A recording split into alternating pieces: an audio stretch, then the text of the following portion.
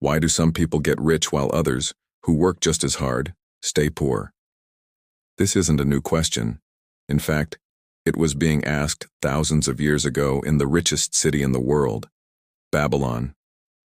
Let's travel back in time and meet two men, Bansir and Kobbi, whose story might just change your financial future forever. Imagine this. The scorching sun beats down on Bansir, a master chariot builder. He's one of the best in Babylon, yet his wallet is empty and his family is hungry. He sits on a low wall, staring at a half-finished chariot for a wealthy client, but he just can't bring himself to work. He's trapped in a cycle he can't understand. He works hard, earns money, spends it, and is right back where he started. Sound familiar? How many of us feel this way today? We work tirelessly, we're good at what we do, but we just can't seem to get ahead. We see the extravagant lifestyles of the rich all around us, on social media, in the news, and we wonder, what are we doing wrong? Bansir is lost in these thoughts when his best friend Kobbi the musician shows up. Kobbi, seeing his friend idle, jokes, "You must be loaded with cash to be sitting around like this. How about lending me a couple of coins?" But Bansir's reply is heavy with despair. "If I had 2 coins," he says, "they would be my entire fortune, and no one lends out their entire fortune." This hits Kobbi hard.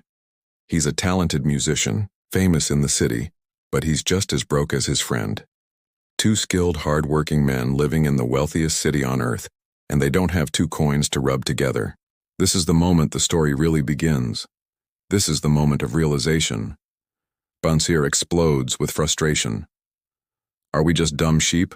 he asks. "We live in the richest city in the world, yet we have nothing. After a lifetime of hard labor, we have empty purses, we dream of wealth, but it's just a dream. Why can't we get our fair share?" This is the pivotal question we all face. It's not about jealousy or wanting what others have. It's about wanting a fair reward for our labor. It's about wanting security, freedom, and the ability to provide for our loved ones without constant worry. Bansir realizes that just wishing for the gods to bless him with prosperity isn't a strategy. Hope is not a plan. He's done everything right according to society's rules. He learned to trade, he worked hard, he was honest.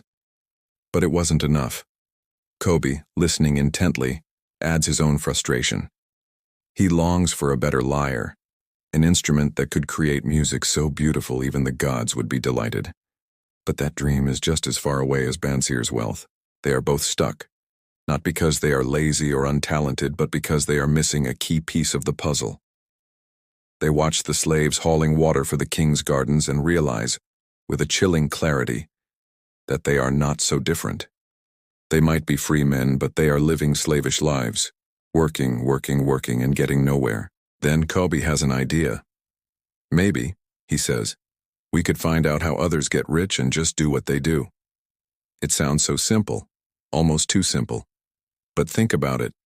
In the age of the internet, we have access to more information than ever before.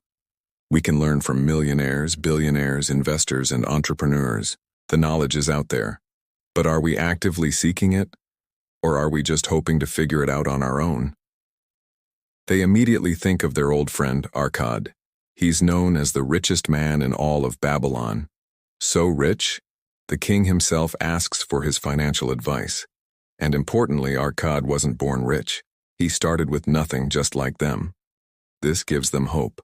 If 𝐸 could learn the secret, maybe they could too. Bansir gets excited.